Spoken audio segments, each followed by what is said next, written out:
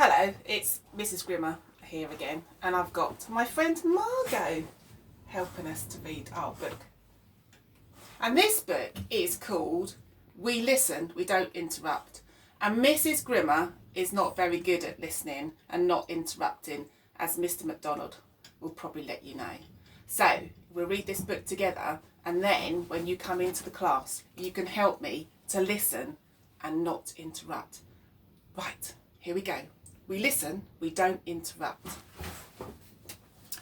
Gino Giraffe was very, very excited. He couldn't wait to get to school. He had a very important message for all of his friends. Most of all, he wanted to say it to Zelda Zebra. Zelda Zebra was his best friend, but she was always in a hurry and she never stopped to listen to everything that Gino had to say. She would listen for a moment and then she would think of somewhere else that she'd rather be, and then she would interrupt him and run off and play. So, of course, she would only hear the beginning, but not the end. On Monday, Gino Giraffe turned up to school in his new red bobbly hat. "Hello, Zelda," he said. "Would you?" But Zelda was impatient. She had to go and play, so she didn't let him finish and the thing he had to say. Instead, she interrupted and said, "Would I like to wear a red hat too?" "Yes, but I'm doing handstands and it might fall off."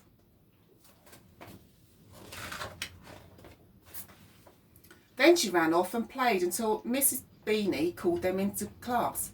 So she didn't find out what Gino's important message was. On Tuesday, it was Gino's turn to go with Miss Beanie and do some cooking. So he said, "Would you like?" But Zelda was impatient. She had to go and play, so she didn't let him finish what he had to say.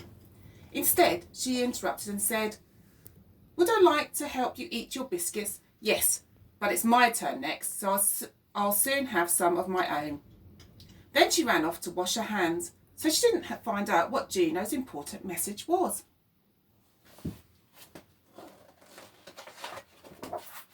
On Wednesday, Gino Giraffe had art, which he didn't like because he didn't know which colours to mix to make new ones. When Zelda came over, he said, "Would you like to?" But Zelda was impatient. She had to go and play, so she didn't let him finish the thing he had to say. Instead, she interrupted and said, "Yes, I would like to have a flower just like that in my garden." So she didn't find out what Gino's important message was. On Thursday, Gino and Zelda went to play football. Gino remembered about his very important message, so he said, "Zelda, would you like to come?" But Zelda was impatient. She had to go and play, so she didn't let him finish what he had to say.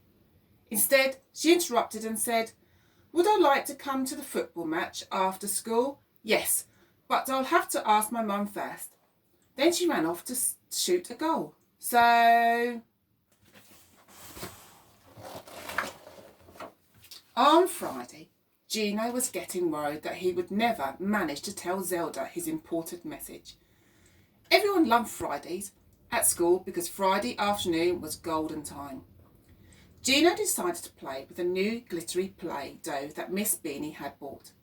Lots of friends had chosen it too, and he was having great fun with Millie Monkey, Elsa Elephant, and Louisa Lion. But Zelda was in a different group. She had chosen to play at dressing up.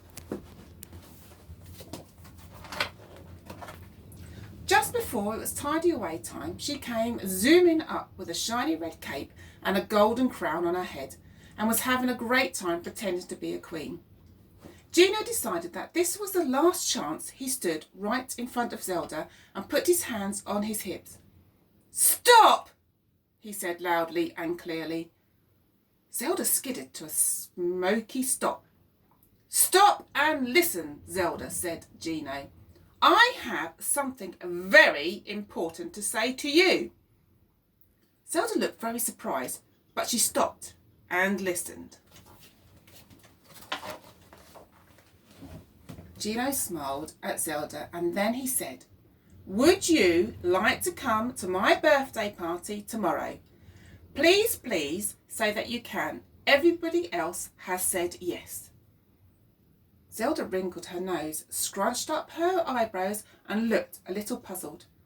"Oh, Gino, I'd love to come," she said, "but you didn't give me an invitation, did you?" Gino shook his head and said,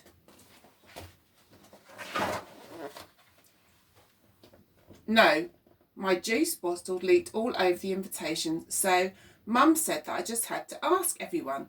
So, every day this week I have tried to make you listen."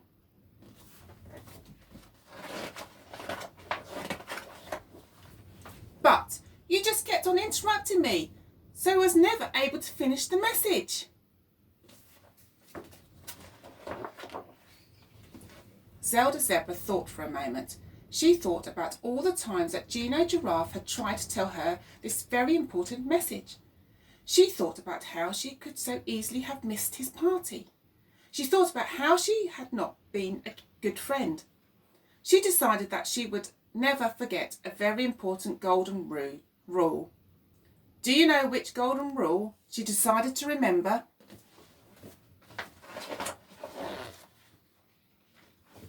On Saturday, Zelda Zebra went to the birthday party. All the children had a lovely time and played pass the parcel and musical chairs and ate red jelly and chocolate cake, Mrs. Grimmer's favourite.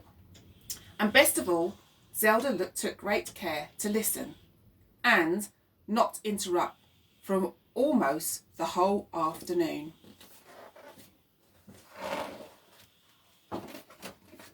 The end.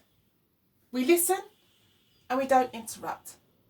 Something you need to help Mrs. Grimmer with. Can't wait to see you soon.